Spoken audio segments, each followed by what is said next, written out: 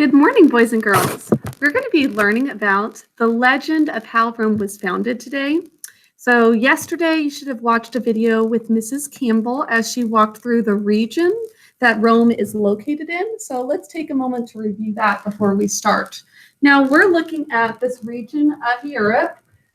Rome is now the capital of Italy, and it still is in Italy today, but the whole Roman Empire expanded far outside of just this one country. An empire is a grouping of countries that are all under one form of leadership, so we're working up to that point. But looking at just how Rome was founded today, specifically. And you had some questions about the region as well, and if it seemed like a good region to build a city in. I would say yes, it does seem like a good city to start because as I'll pull you up closer, as you can see here, Rome is right here on the coast of Italy, and you could easily get to Spain. You could get to parts of Africa like Algeria, Tunisia, and Libya here in Africa. They did not have cars at this time, nor trains, so their main form of transportation to go long distances was through ships. So if they were on the seacoast, that means they could trade and travel to all of these different areas. So it is a pretty good place to build a city. So we're going to see the legend of how Romulus and Remus, two brothers, founded the city of Rome. It is a legend because it is not true. There could be aspects of a legend that are true, but in general, it's very similar to mythology. So it even includes some Roman gods. We'll find out about that in our story today about Romulus and Remus. Here are the two young brothers that we're going to be learning about. Now, Mars, the Roman god of war, had twin sons named Romulus and Remus. When the twins were born, Mars promised that they would someday start a great empire.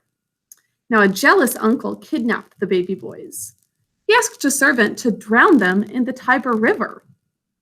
The servant took pity on the boys. Instead of drowning them, he put them in a reed basket, and he placed the basket in the river. That might sound quite similar to the story in the Old Testament of the Bible about Moses, for those of you familiar with that story. So the jealous uncle kidnapped them. Why do you think he was so jealous? Probably because they were promised to have this great empire. He wanted that for himself. Now the twin boys were lucky. As the basket floated down the river, it drifted toward the riverbank. The basket hit the riverbank, and Romulus and Remus fell out.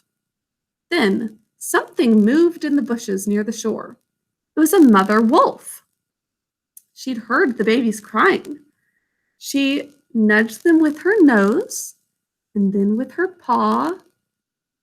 A wolf coming across these two twin baby boys seemed pretty dangerous.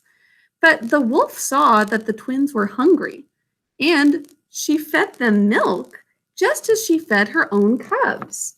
So back to this picture, you can see them right alongside her cubs. So this is pretty similar to the Jungle Book with Mowgli. If any of you have read that story or seen the movie, that's actually one that we're going to be reading later in the school year. So Mowgli and Romulus and Remus, all raised by just animals, and they are treated as if they're cubs. Later, a shepherd found the boys and raised them as his own sons. After the boys grew up, they decided to build a city near the Tiber River, where the wolf had found them. Now, the brothers began to argue. They fought over where to start building the city. During this fight, Romulus killed Remus. Very sad. Romulus became the first king of the city, which would be named after him, Rome. So the city, according to legend, was founded by murder of one brother killing the other brother because he wanted to have probably more power, and he wanted to be correct in where the city should be founded. Now, Romulus ruled Rome for many years, according to legend, until he disappeared during a storm. The Romans believed that his father, the god Mars, took Romulus into heaven. There, Romulus became a god according to legend too. Here is the picture of the two brothers. So it's possible that the Romans came up with this story and wanted gods to be involved in the founding of their city to make their city more powerful and important. So this is just the legend of what happened. They did believe in these gods during the time of ancient Rome. So they believed in Mars. Today, that is not something that people hold on to and worship. But they're stories that are really important for learning about culture and learning about the ways that they viewed the world. Now, tomorrow we're going to hear more about what is probably the real story. This is such an old story, thousands and thousands of years old, that we only have some good educated guesses as to what actually happened when Rome was founded. Okay, hope you enjoyed. I'll talk to you later. Bye.